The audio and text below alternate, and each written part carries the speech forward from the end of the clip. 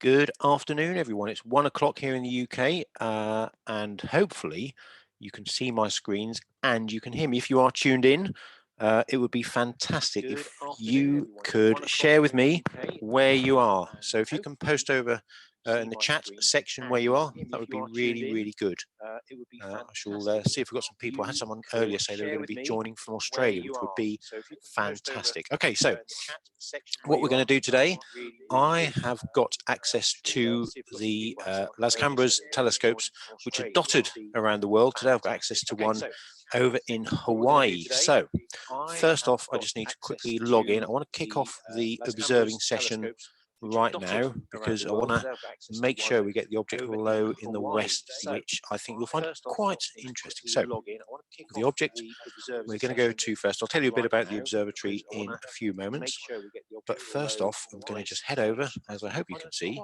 to a galaxy called M61. In fact, I should be able to pick that off the list. This is the interface that allows me to either pick objects off the list. I'm kind of hoping that M61 is on this list. If not, then I need to type in, oops, that's not the one I need. I need to type in its coordinates. Let me just find what the coordinates are for this interface that allows me. Now, one thing you will notice about me is that I'm terrible at multitasking. So there's a very good chance that various times I will be quiet, and that's because I'm just checking up on something or trying to reply to a message. But let me just see what we're looking at. So M61, a galaxy that we're going to try and take an image of, is a sparred spiral galaxy. It's also known as NGC 4303, but it's not on that list either. So what I'm going to have to do is I'm going to have to type in the coordinates of that object. So we'll just try and get these details in here really quickly. So let's just find the coordinates of M61. Now the sky does have a series of coordinate systems, much like the Earth does with its latitude and longitude system. And you can see I'm typing in a box that's called right ascension. And that's the equivalent of longitude on the Earth. So we can use this grid system to pinpoint the exact location of any object in the sky. So we've got a right ascension of 12 degrees, 12 hours, 21 minutes and 54.9 seconds. We've got a declination of 4 degrees longitude on the Earth, 28 minutes and 25 seconds. So I'm going to pop that on there. I'm going to ask initially for a red filter image. I'll explain the imaging and the filter system in a few moments. I'm going to do quite a short exposure just to make sure that the object is where I want it to be. So fingers crossed, if I hit go, then all being well, the telescope will start to slew across the sky, although it's not doing an awful lot. Let me just log back in again.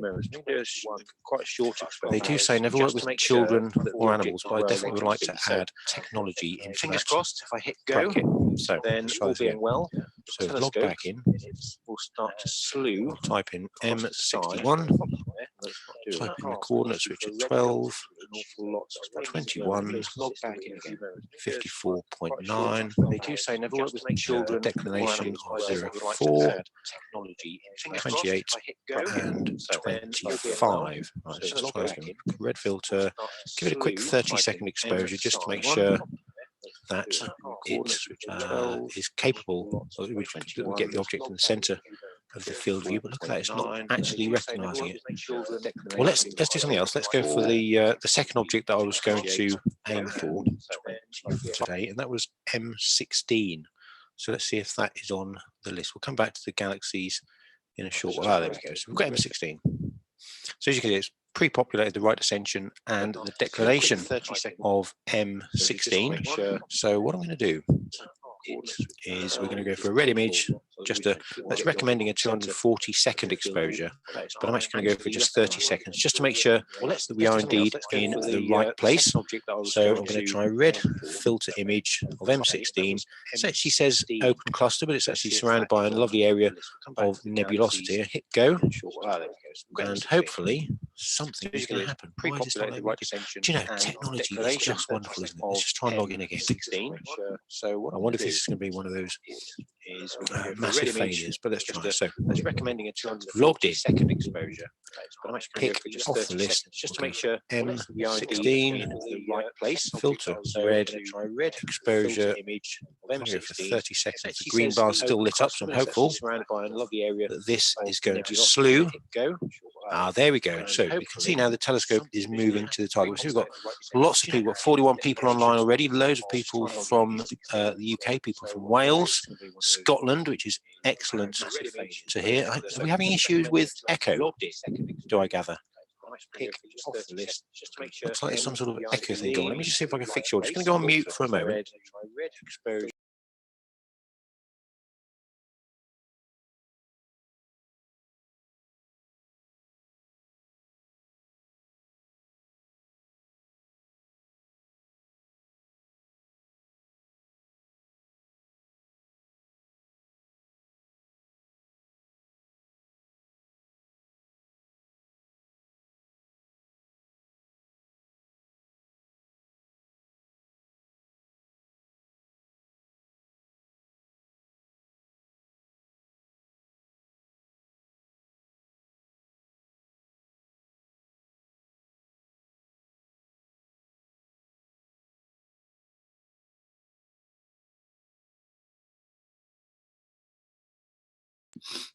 So let's see if that's now better. So I've got should be okay now. We should have audio coming through to you nice and clear. Do please let me know if there's an issue with echo. I think we should be resolved now. So let's carry on. Now we should be able to see that the telescope is now tracking. So what we're using is a telescope over in Hawaii at the top of Mount if I can say the word properly, it's Halakala, Mount Halakala, which is a dormant volcano over in Hawaii. It's at a latitude of 20 degrees, 22 degrees, 40 minutes north, and 156 degrees, 15 minutes west. And the wonderful thing about this observatory is that it's at an altitude or an elevation of 3,055 meters, which means we're nice and high. So the weather conditions tend to be really, really good up here. So let's have a look and see. There we go. So the first initial images come back. So you can see the telescope is still tracking. I'll talk more about the telescope in a while, but there we go. You can see now the initial just trial image, if you like, of the M16. You may remember this from the pillars of creation, which NASA took an image of a few years back, and that was in this region just around there where I'm just highlighting with my mouse. But let's now go for a proper, let's go for the system is recommending, and this is the great thing about some of these systems, it recommends an exposure time. So I'm going to go for a 240-second exposure. So we'll kick that off, and I'll carry on telling you a little bit about the observatory. So like I say, it's at an altitude of 3,055 meters, and while that's taking an image, we can see that we get a wonderful weather report of the area. So we've got the observatory, the elevation, we've got the sunset and sunrise times here, and we've also got details about the weather conditions, and these are all very important to understand the quality of the images that we're going to get. So we've got air temperature, we've got pressure, dew point, and humidity, which are really, really key areas in astronomy, because it allows us to work out the chances of dew formation, and also how kind of claggy, how kind of wet the atmosphere is, and that can affect the quality of the sky transparency. So we've got all this wonderful weather information from the observatory, which is really good to see, and you can look back through the history. You can see how the temperatures change, how the transparencies change. Humidity, you see earlier on, this was looking certainly quite, this was last night, the weather was not so good for astronomy, but it's great to see that the humidity has dropped down nicely. So we've got all these different bits of weather information, which are really useful, because of course when you're out observing at home, then you get to you can tell what the weather's like, but when you're using an observatory which is not shy of 12,000 kilometers away, then you need to know what's going on. So we've got the weather conditions there, which is really useful, and the telescope we're using is this fella just sat there on top of the fork mount. It's a 0.4 meter Cassegrain telescope, and the basically means it's the optics all folded up. So we've got there'll be a main mirror around here on the telescope. There'll be a secondary set of optics up here, and the light passes down the tube, bounces back up, strikes the secondary optics, bounces back down the tube for a third time or second time, depending how you look at it, where it passes through a hole in the main mirror, and then the cameras that detect and record the image are stored at the back or captured by the camera down here somewhere. And this is all rigged on a fork mount, which enables the whole thing to point at the sky. So it's 0.4 meter in diameter, so 40 centimeters in diameter, and it's got a focal length of about just under 3.5 meters, which means it's f8 or just over f8, f8.25. So it does mean that it's got quite a narrow field of view. Now, field of view is important in astronomy, because if we're trying to photograph things in the sky, then of course you want to be able to capture all of it, but things in the sky are varying sizes. So galaxies tend to be quite small in the sky. Nebulosity, like this region, this is only a tiny portion of M16. The galaxy that we talk about called the Eagle, the nebula that we're talking about called the Eagle Nebula, and it's actually quite a wide area on the sky. We can capture the sort of the central portion of it. So the field of view is important, and on this telescope we've got a field of view of 19 arc minutes by 29 arc minutes. Now, an arc minute is something which is a portion of a degree. So imagine you'll remember back to your school days, or your school days currently if you're a child listening in. Then we have degrees in a circle, and there's 360 degrees in a circle.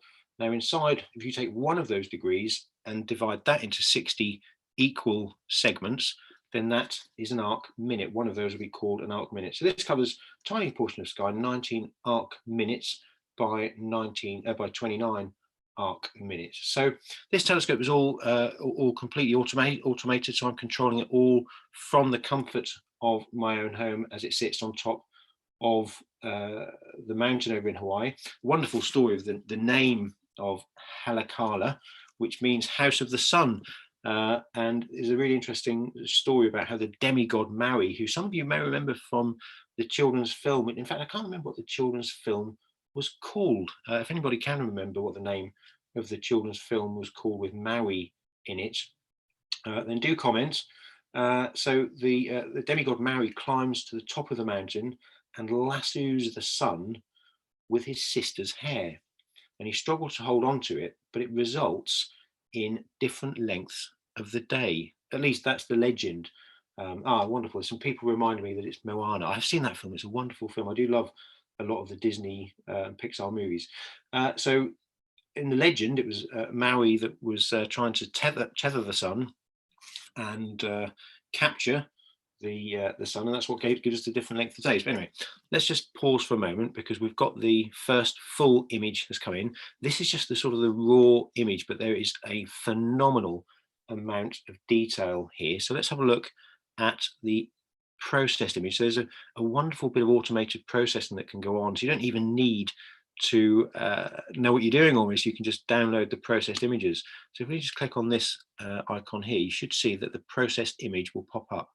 And there we go. This is the first image through a red filter of M16, the Eagle Nebula. And you remember I mentioned the pillars of creation, which were taken by NASA. This region here that I'm just now circling is the region that the NASA telescope captured. Now, each one of these individual arms, tendrils, if you like, of gas and dust, which you can see. Bear in mind, this whole thing is a region of gas and dust, out of which probably stars will form at some point in the distant future. In these areas, in fact, stars are forming in some of these now. One of these arms is about a light year in length. That's the distance that light can travel in 1 year. So we've got a red image. Let's just pop back and kick off an image using the green filter. We'll use the same length of time for the green filter image, and you should see that the camera will now start. There we go. The progress has started. The camera is about to start capturing. It's probably just changing the filter now. And of course, on these telescopes, we have filter wheels attached in most cases. So those filter wheels are between the camera and the telescope, the optical train, the light coming in. And what happens is the filters are in between it, and so we can take an image through a red filter, through a green filter, through a blue filter, and many other ones. And I'll explain why we do that in a short while. But you'll see we've kicked off our green image now. But let's just check back with the chats and see who's coming up. So we've got 51 people on, so it's building up a little bit, which is great to see. So Mark Nilsson, I see you posted a question: do you pay and book a session to do it yourself? And yes, you can pay to have access to these telescopes. If you head over to, if you Google, of course, there are lots of other search engines available. Then you can, if you Google Las Cumbres, in fact, let me just pop back to this page, because you'll see this is the link you need to go to, lco.global. If you go there, it has all the information about accessing these telescopes, and they are used for lots of schools and universities, and also used for a lot of research work as well. So these are good quality research instruments, and the interface, as you can see, is so very simple to use. This is the real-time interface, but you can also use a planning system where you can schedule requests for images, and that's generally the way it's worked is with these sort of telescopes, is that you just you submit requests for images, and you can then wait, and those images will be there. You can go to bed, let the system do the job for you, and you can wake up in the morning and the image will be there for you. But see, we've got Edward Gomez on here, and hi Edward. Edward is one of the very kind people who's helped set this system up. He works with the Las Cumbres team, and as you'll see that Ed popped a note on there. It says you can also join the educational partner scheme for free, which basically means if you're a school, you can join the educational partner scheme, and your students will have access to these telescopes. And believe me, giving kids access to these kind of telescopes is a wonderful way of getting them excited and engaged in science. Let's have a look. So see who else we've got in here. We've got lots of other people. I thought I saw that somebody was here from Australia as well, which would be wonderful if someone from Australia was tuning in, bearing in mind that I'm sat in the UK using my computer in Norfolk, in my home, to access a telescope in Hawaii, 12,000 kilometers away, just under 12,000 kilometers away. And what we're doing is we are having people from Australia, in fact, all around the world watching, which is really quite wonderful. So this is currently taking a green image. As you can see, we've got 57 seconds left. Now, the reason that we take images through red filters, green filters, and blue filters is actually to get a really good quality image. Now, if you think about any digital camera, and oh, Mary Timms is here from Wangaratta in Australia. Hello there, Mary. That's wonderful to see you here, and welcome. I have no idea what time of day it is, or in fact what time of night it is there, but do let me know. So when we take pictures, astronomical pictures, we use black to get really good quality images. We use black and white cameras. Now, the reason we use black and white cameras is because, of course, with your DSLR at home, your smartphone camera, the digital chips inside those are color chips, whereas astronomical cameras are typically black and white. Although, of course, you can get color cameras for astronomy, but for the really highest quality of images, it's best to go with a black and white camera and then use filters. Now, the reason to do that is simply that if you imagine a CCD chip is like an array or matrix of solar panels all plugged side by side, and you imagine a grid of solar panels. Each one of those solar panels is picking up a little bit of light. Let me just pause for a moment, because we see we've got our green image. So if you look now at the green image, it doesn't look a lot different to the red image. Let's just have a quick look at the processed green image. Is that the process? Oh, here we go. So this is the processed green image. We'll have a look at that as well. What you will see is there'll be a slightly different amount of detail between the red, the green, and the blue images. You can see now, this is the green image, not so bright. But if we go back and look at the red image, you'll see that there's an awful lot more light, a much brighter image from, so there's the red one, and this is the green one. So there's green and there's red. And there's quite a difference between the two. But let's kick off the blue image. And then we'll carry on talking about filters. So we use black and white cameras, and imagine that the black and white cameras are grids of solar panels, and each one of those solar panels will receive different amounts of light depending on where it is in the chip. So if you imagine this picture that you can see in front of you is created by a grid of solar panels. There might, I mean, there'd be tiny little things, but there'll be one here, there'll be one there, all over this picture. So a little sensor, we call them pixels, a sensor up here, which is like a mini solar panel, will not have much light falling on it at all, whereas pixel or sensor here will receive a lot of light. And basically what the computer does is that it takes the amount of light that each of those sensors picks up, and it converts that to electricity. If there's not a lot of light arriving, then it produces a small amount of electricity. If there's lots of light arriving, it produces more electricity. And what the computer does is it measures that electricity that's arriving, that signal, and it translates that back into light. So we can use that to build up a picture of the object we're looking at. Now, as you can see, it's quite simple to understand. A black and white camera has pixels or sensors all over that simply create the amount, that will recreate the image based on the amount of light they receive. But if you want a color picture, what you can do is you can dedicate one of these pixels to have a tiny little green filter in front of it, and the one next to it might have a tiny little blue filter, and the one next to it might have a tiny little red filter. And what we end up with is, instead of just one pixel working out the amount of light needed for that part of the picture, we actually end up with 3 or 4 pixels working out what you need for a color, a true color representation. And that reduces the quality of the image that you can see.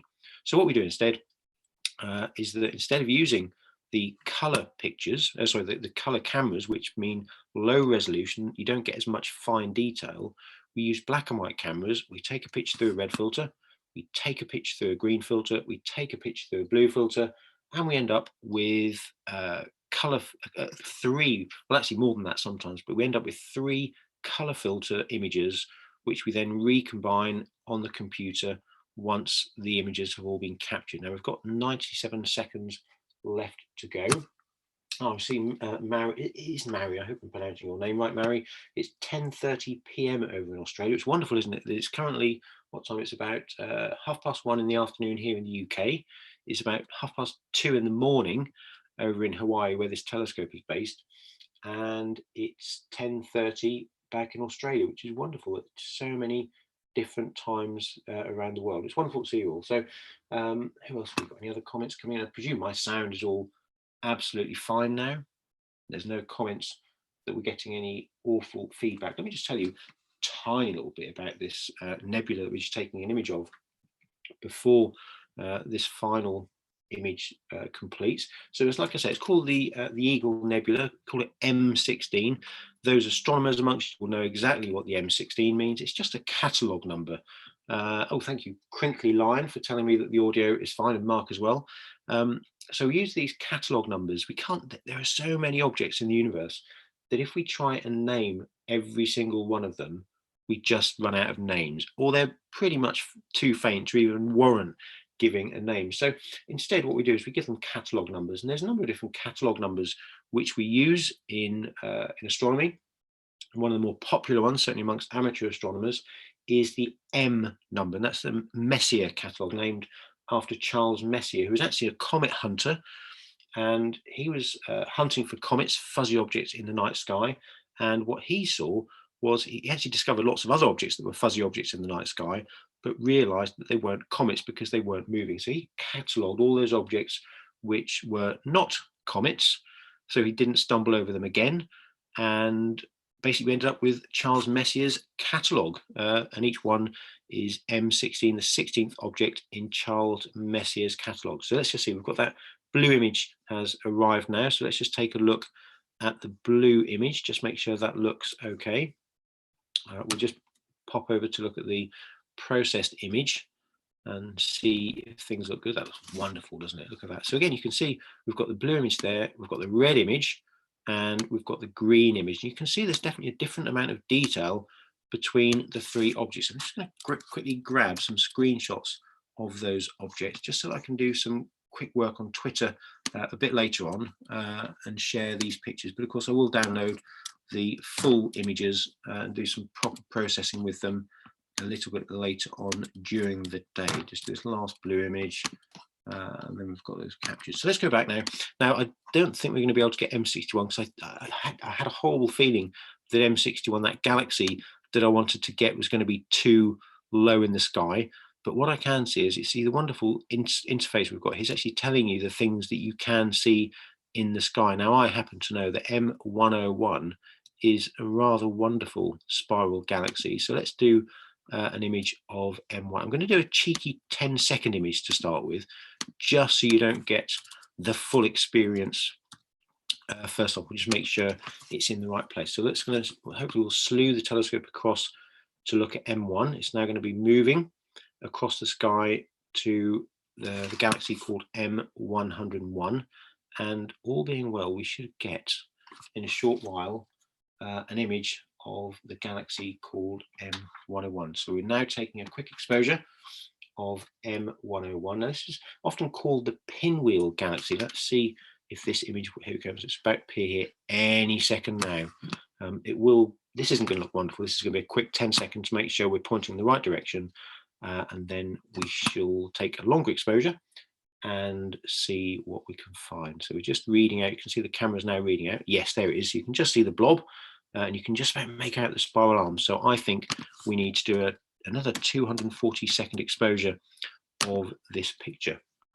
Oh, sorry, this image object. So this is M101, like I said, it's the spiral galaxy, and it's 20 million light years away. So just let that sink in for a moment. 20 million light years away. So that means that the light we're seeing, or that we're capturing in this camera over in Hawaii, has been traveling for 20 million years. And that is simply looking back in time, which is just amazing. And that's one of the things that I find so amazing about astronomy, is that you look at objects in the distant universe and you're looking back in time. I find that utterly mind-blowing. So we've got this red image now being taken. Now let's just talk back. We were talking about the red and green and blue images that we were taking of the Eagle Nebula earlier,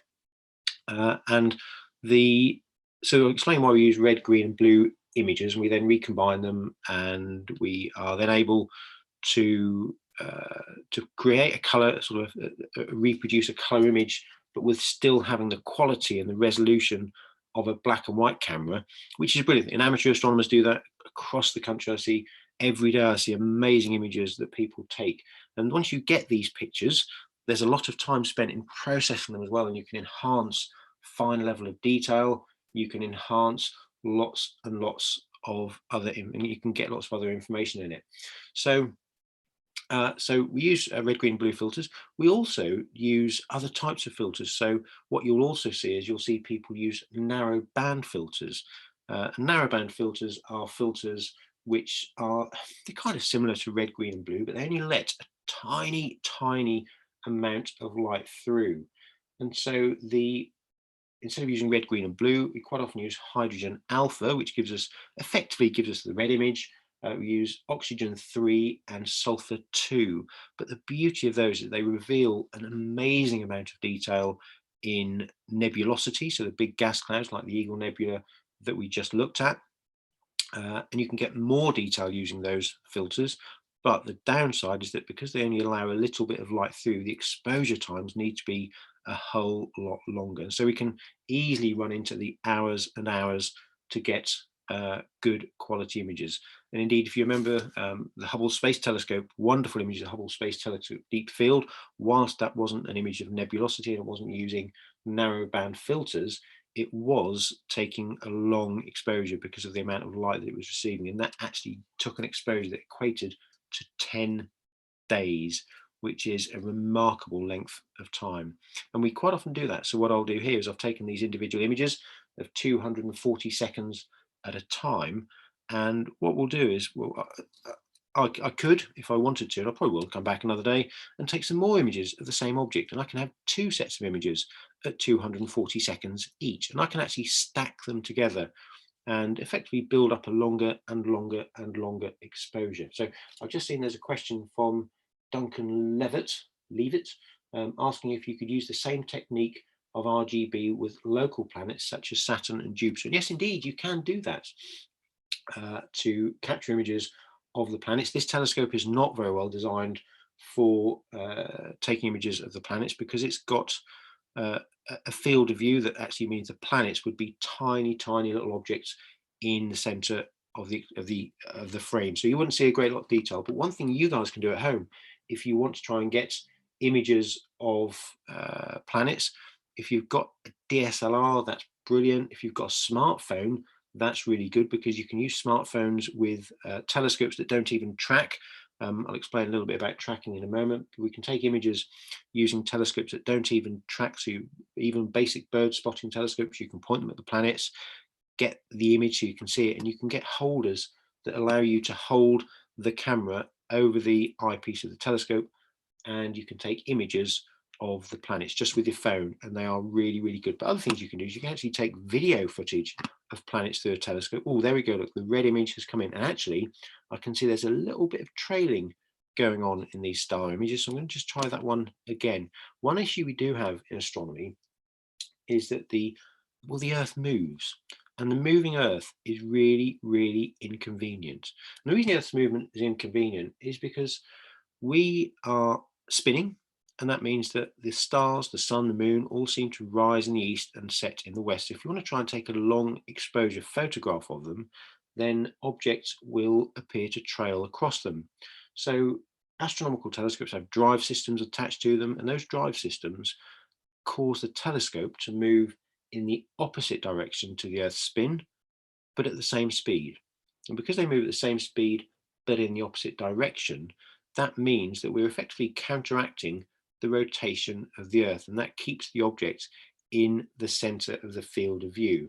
Now, of course, mechanical things are never perfect, and so we need to somehow check and monitor the following of objects across the sky. And the way we do that is using quite often a second telescope called a guide scope bolted to the side of the main telescope. And as it's bolted to the side of the main telescope, it will quite often have its own little camera, and it will be looking at perhaps one of these stars just here. It won't be looking at the main object you're trying to photograph, it will just be looking at one of the stars, and it monitors those stars, and basically it constantly checks to see if the star is drifting a little bit to the right or a little bit to the left, or drifting a little bit up or drifting a little bit down. And if it is, it will command the telescope to move back to get this star exactly where it was. And it's called guiding. In the old days, we had to do that manually, and believe me, I spent many happy hours with my eye glued to the eyepiece of a telescope trying to track and keep stars in the center of a guide scope. It's a pretty painful job, I must say, but it can be done manually. But thankfully today we've got technology that allows us to do that. I think I've just seen a comment from Mark Anthony out. He said, over long exposures, hours long, does the telescope move to keep the object in sight? Yes, so it does. So I've just now talked about that. Does the movement cause any vibration that ruins the clarity of the images? Well, actually, yes, it can do, Mark. So we do need to make sure people always concentrate on the quality of the telescope and the optics, but you also need to make sure, absolutely sure, that the quality of the tripod and the mount system is good as well. Now, generally, the movement of tracking or guiding isn't likely to cause, not necessarily like to cause any issues. There could be a bit of vibration if it's a really poor quality motor system, but actually what can be even worse is the quality of the tripod if there's a little bit of wind. And if there's a bit of wind, then yeah, sure, you're magnifying the object you're looking at maybe several hundred times. Even if you're doing that, you're also magnifying several hundred times the movement due to the wind, and that's not a good thing. So consequently, yes, you need to make sure you've got a decent tripod, decent mount system, and hopefully you won't get any vibration or anything else sneaking through into the system. I've just seen a request from Crinkly Lion asking if the Crab Nebula is visible, and I don't actually think that's visible from the Hawaii at the moment, unfortunately. But I'll tell you what we'll do. Once we finish taking these images of the spiral galaxy M101, we might just have time. We're doing 136. We might still just have time to take an image of an object called not the Crab Nebula, called the Dumbbell Nebula. It's a wonderful bright object. You can see it through telescopes here in the UK. In fact, you can see M101, the Eagle Nebula in the UK, but this one particularly, the Dumbbell Nebula, is rather superb. So if we get time, I hope Crinkly Lion, that your smallest cub, would be happy with an image of the Dumbbell Nebula. And to be honest, the Dumbbell Nebula looks more like a dumbbell than the Crab Nebula looks like a crab. Now that image still might be a little bit of tracking issue there, but we'll go with that. Let's just have a look at the processed image of M101, see what that looks like. I think you'll like this. Yeah, there's definitely a little bit of trailing going on there, but look at the quality there. You can see. Let me just try that. I'm going to try that one more time, unless I actually find, I think actually that was the previous image I just looked at. Let's just see if I can make this go to the right one. See if this is the right one. That didn't look like the right image to me. I'm not convinced that's the right one, actually. Let's just try that again, see if that's the one just after. What's the timestamp? 5:13, 12:27. No, that's the one, isn't it? That, I must say, that does not look like the image I just took. Let's just have a look at this preview image. Yeah, see, that's not half bad at all, is it? So there's a beautiful red image of the spiral galaxy called M101. I'm just going to go through and take a green image. What you can see in these images of the spiral galaxy, you can see these little knots or clumps, and these clumps are generally, there's like gas clouds or bursts of star formation. And what we find is that if we look at galaxies, especially spiral galaxies, there is an awful lot of star formation going on in those galaxies. Now there are three different types. Well, there's four different types of galaxies. There's the spiral galaxies like M101. There is a type of galaxy called an elliptical galaxy, which is a bit like a sort of rugby ball shape. And then there is a different type of galaxy called a barred spiral galaxy, an M61 that I was trying to image earlier, but clearly was just a little bit too low, which is frustrating because there's a supernova, a star, which has exploded inside that galaxy. And we're going to try and capture that. We'll try that another day. So we get barred spiral galaxies as well, but there's also a fourth category of galaxies called an irregular galaxy, and they're pretty much any galaxy which doesn't fit into the spiral, the barred spiral, or the elliptical type of galaxy. And one really interesting study I was reading about galaxies is that we now think that there's a sort of an evolutionary path that galaxies follow. Now, if we look at the stars in a spiral galaxy, generally there's an awful lot of star formation. They seem to be very active, lots of young clusters of stars forming, as there is in M101. As you can see, these little knots that I was telling you about, these are regions where stars are forming little clumps of gas and dust that we call nebula. And those images, those galaxies are very young. We can see that by measuring the age of stars. But if we look at elliptical galaxies, then we tend to find they have lots of very old stars. The barred spiral galaxies seem to have a bit of a mix of the two.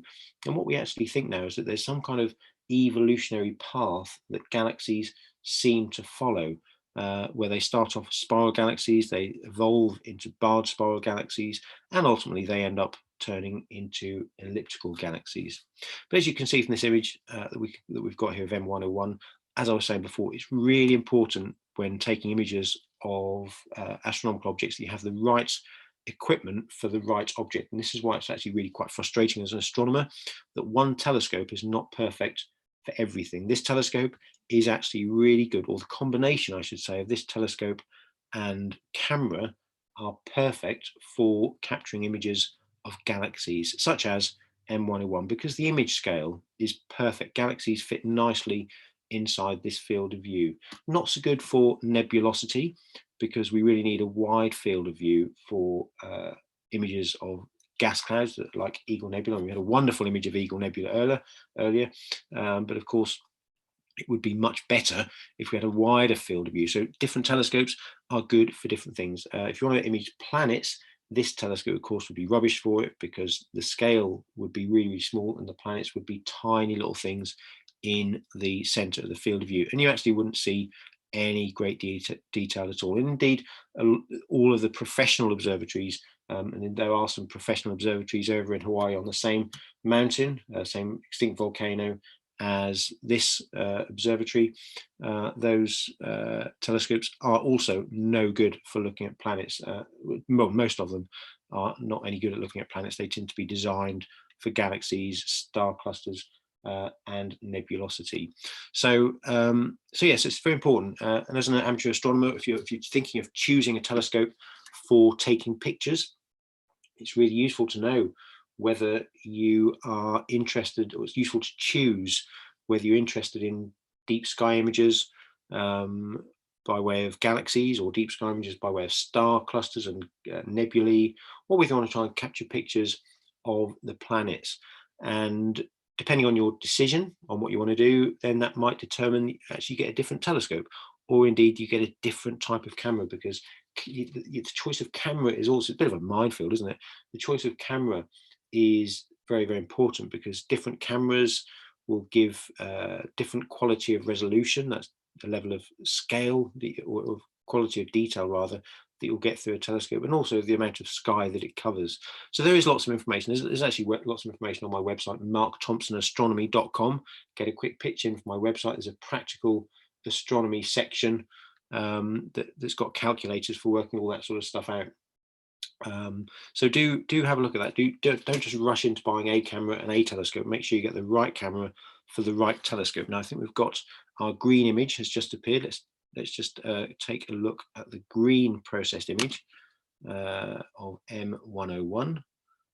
So you've definitely got some nice tracking work going on there. And oh, look at that, wonderful. So you can see nicely, there is a lot less detail in this green image, and certainly the red filter will pick up more of these gas clouds. But let's kick off the blue image. I think we might still just have time to try and grab a couple of pictures of the Dumbbell Nebula, which you will, of course, all enjoy. If you've not seen it before, then you will love seeing the image of the Dumbbell Nebula.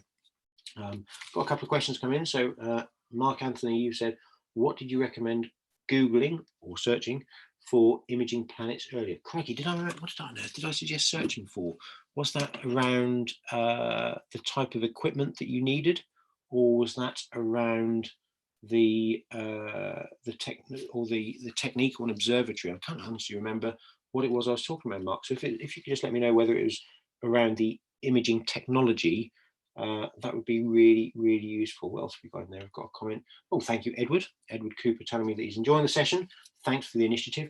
Now, am I going to convert any of you to armchair astronomers? Now, whilst this is all wonderful that I'm sat here in the comfort of my own home during lockdown, of course, and I've got a cup of coffee, sat comfortably at my desk with the computers, taking beautiful images of the night sky. Is it the same as getting out under the night sky yourself? Do let me know what you think on the chat. I think there's nothing quite beats getting out under the night sky. This is great. This is wonderful. The skies are always clear over in Hawaii, but it would be great if you can get out under the stars. And that's the best bit about it. Okay, Mark Anthony, you said, it was when we were discussing accessing telescopes, and you said telescopes would not be good for planets due to field of view. Ooh. And I recommended an alternative source. Do you know, I've had a long day. I didn't sleep much last night. I really can't remember what on earth I was talking about. An alternative source of imaging. Yeah, I think Crinkly Lion's opinion of going back and watching it again. I don't recall mentioning a site that you can go to for planetary images. I know we talked about technology and using smartphones to attach to telescopes without a drive system. You do need a drive system for galaxies and star clusters, but planets is not so important. You can get away with it. But if you rewind, if you play it again, you can fast forward and rewind. Fast, this shows my age. You can skip forward and backwards and see what it was. And do let me know what I recommended. I can't even remember myself. Okay, so we've got 107 seconds left on this exposure of M101. Now, one thing, amusing story of when I was imaging like this at home, I've got a setup at home as well, similar to this. My observatory is about 10 miles away from my home, and I can use it all remotely, but of course the weather's not as good, the atmosphere is not as clear. Its altitude is about 10 feet, not 3,000 meters, mixing my measurements a little bit there. But I was taking images, had a wonderful night. The observatory was open. I was getting all sorts of images coming down of the objects I was taking pictures of. And it was very early in the morning. I just remember thinking, crikey, the quality of the images is just getting worse and worse and worse. And I was trying all sorts to make sure, or to see if there were issues with the quality or with the camera. If a lot of cameras are cooled, to keep them cooler, to make them more sensitive. So was it that causing problems? Was there problems with the optics? What I hadn't realized was that I'd been observing using my telescope all night, and it was actually sunrise.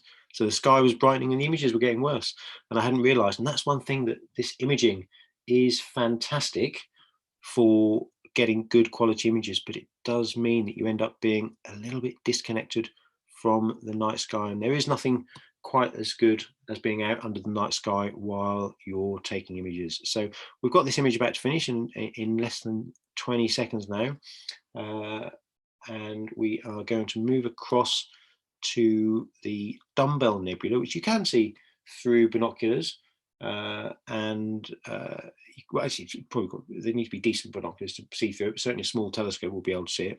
Right, let's just get this blue image as it comes back down. Interestingly, Michelle McIntyre has commented that living in a city, it's definitely easier.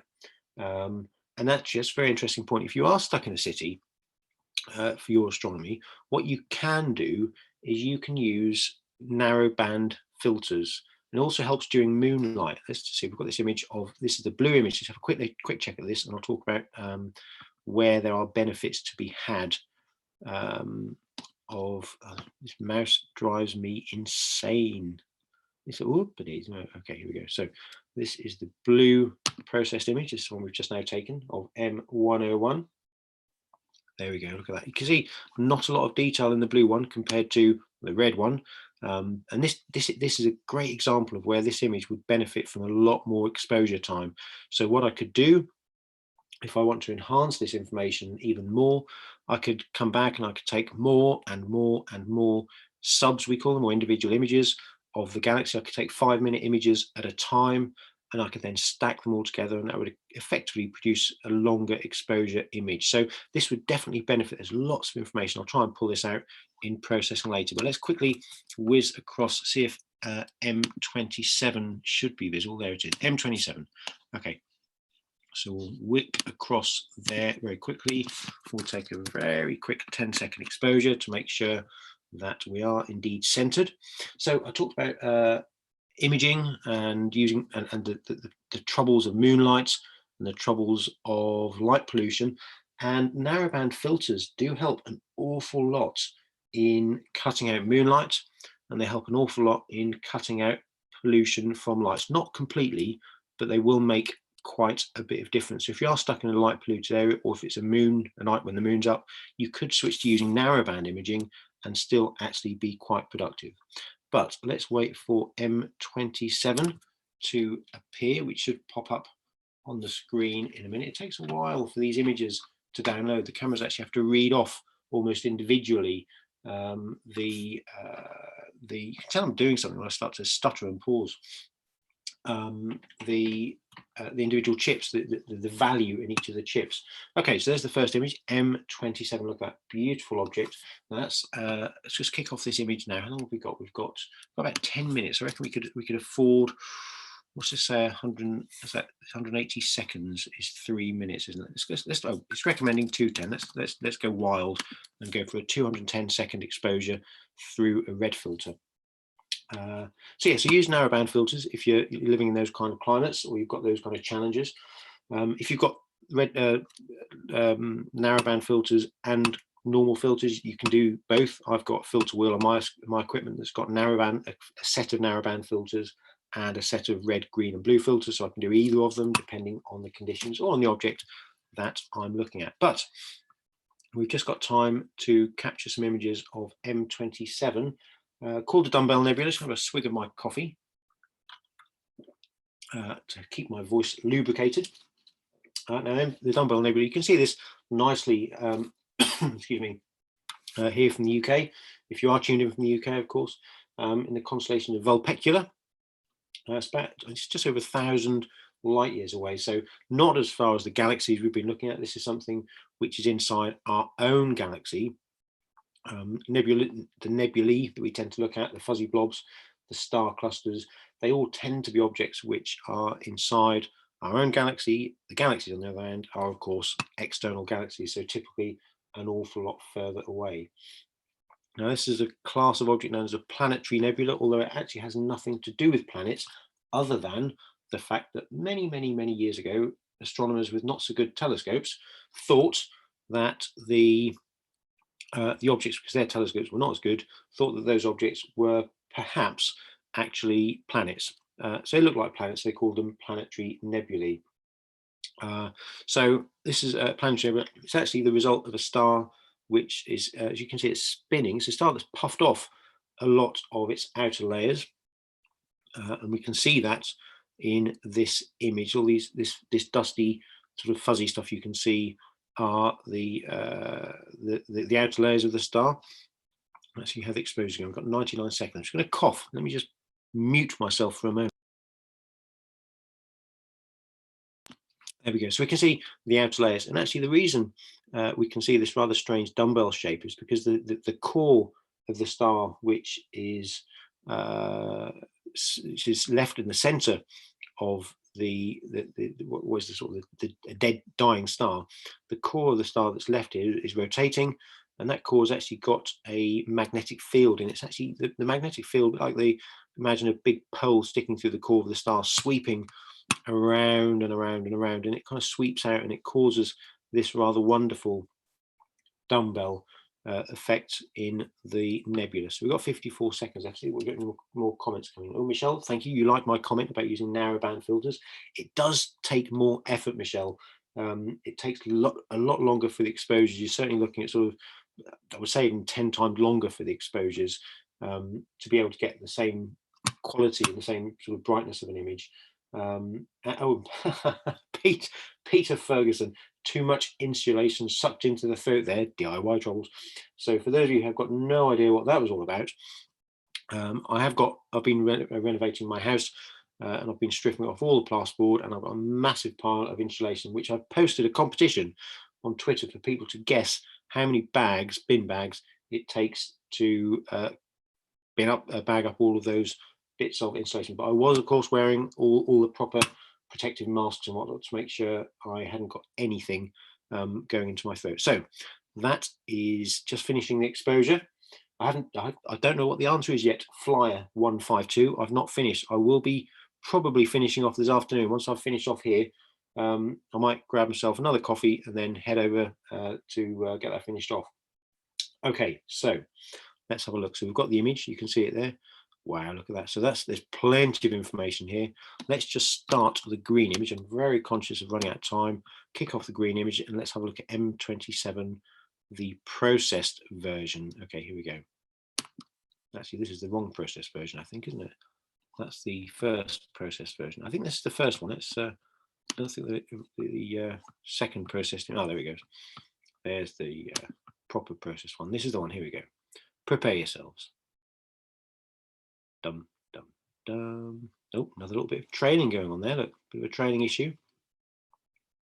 But look at the detail you can see there. I will let the green image carry on, but I'm going to try and take another red image because there's a bit of tracking issue, I think, on that one. Sometimes it does take telescopes a little bit of time to settle down when you're taking images. Once it's been slewing across the sky, sometimes it can take a few minutes for the drive system to just settle down a little bit. Matt Black Gaming, hello Matt. I think one of the best nebula I found by accident, haha, was the Ring Nebula. Do you know the Ring Nebula is an amazing little object to look at? Matt says that it was one of those moments when I was slewing and thought, hold on, what was that? And you know what? That's how people like Charles Messier discovered comets. They would search through the sky, find what they could methodically search the sky to try and find fuzzy objects. And when they thought they found one, they would look at it again the night after. They'd make a note where its position was. They'd look at it again the night after and see if it had moved. And if it had moved, then they would know it was a comet, or there's a good chance it was a comet. If it hadn't moved anywhere, it would have been one of these fuzzy blobs, such as the Dumbbell Nebula we're just looking at. So you're absolutely right. Sometimes you can just stumble across things. And if you're looking certainly in the regions of the sky around Virgo and Canes Venatici, you can very easily stumble across galaxies, because there are thousands and thousands of galaxies in that part of the sky. Especially if you've got a decent sized telescope, you will stumble across loads and loads of them. So we've got a little bit of time left on this object, M27. We're going to have to be signing off very, very soon. I've got a quick radio interview at 2 o'clock, so I'm going to have to sign off very soon. If you've got any more questions for me, do get them on the chat system fairly soon. If this image doesn't complete before we go offline, then I will post the pictures on Twitter. I'm sure all of you must be Twitter followers because you're here. If you're not, then I'm on Twitter as People's Astro, Peoples Astro, ASTRO. And also, we are almost running out of time. If you could let me know if you've enjoyed this, because I've got no idea how this is going to work. I think it's worked really well. I think it's given you a feel for how astronomical imaging is done. I'll probably do, well, maybe we'll do a session as well another day where I show you how to process these images and how to turn them into full color images. Quite often, of course, if you're doing this with your own system, then you don't have a wonderful, easy interface to use like this system here at the Las Cambras Observatory. But, you know, that takes a little bit of practice, a little bit of working your way around, but, you know, you can do it yourselves. It is something that anybody can do. So do please have a go at it yourselves. Think about getting some equipment, get the right equipment. Go along to your local astronomy society as well, because that's really, really important to get some advice from people face to face, so you can make sure that, you know, these things cost quite a bit of money and none of us want to waste money. So it's important to make sure that you get the right kit for what you're interested in. And so, yeah, if you can pop along to your local astronomy society, they will be more than happy to help you out. Lots of really pleased people. I'm really chuffed to see these comments coming through from people saying they've enjoyed it. It's been good fun.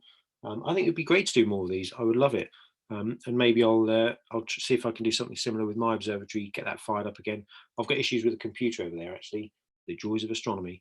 I need to fix the computer before I can get that observatory fired back up again. But looks like we've got the green image. I don't have enough time for the other colors, but let's just have a look at the processed one for M27. It's going to take a short while for the processed image to pop up. It will appear anywhere in this region. There we go. So this is the processed M27. And there it is. Look at that. It's a wonderful image. Look at the detail in that. That's what it should look like. So we'll come back and I'll do some other images of M27 on another day, and then share those on Twitter. But I am going to sign off now. I'll leave that picture on the screen for you to enjoy, and then I will post these all out on Twitter. And feel free to have a go at processing them yourselves. I'm not passionate about keeping hold of them myself, so have a play, see what you can do. Let me know. Thank you all for tuning in. Do remember, I'm here on Twitter, or there on Twitter, People's Astro. I'm more than happy to take your questions. Thank you all for tuning in, and again, let me know if you've enjoyed it, and I will organise other sessions, especially during lockdown, because I think it's great fun to get together and enjoy the universe together. So I'm going to sign off now, and thank you all for joining in.